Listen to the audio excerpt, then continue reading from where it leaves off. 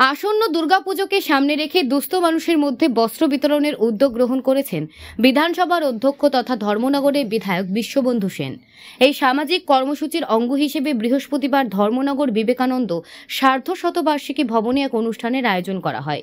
এই দিন ধর্মনগর বিধানসভা কেন্দ্রের ৪৫টি বুথের জনগণের মধ্যে ২৫৫০টি শাড়ি কাপড় বিতরণ করেন তিনি। এছাড়া ২ থেকে ১২ বছরের শিশুদের মধ্যে পুজো উপলক্ষে বস্ত্র বিতরণের উদ্যোগ গ্রহণ করেছেন তিনি।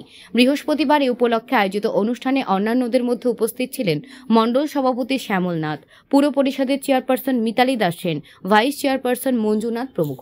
প্রাণের একটা তাগিদ, প্রাণের একটা আর্তি, বেশ কিছুদিন ধরে মনের মধ্যে একটা অনুভব হচ্ছিল। আমাকে ৪বার জিতিয়েছেন, আমি তো ওনাদের জন্য একটা কিছু করতেই হবে। এই দুর্গাপূজায় আমরা মায়ের পূজা করি, আমরা মাকে মনে করি মা ভগবতী, মাকে মনে করি মা দুর্গা, মা কালী, মা চণ্ডী, মা সর্বশক্তিমান।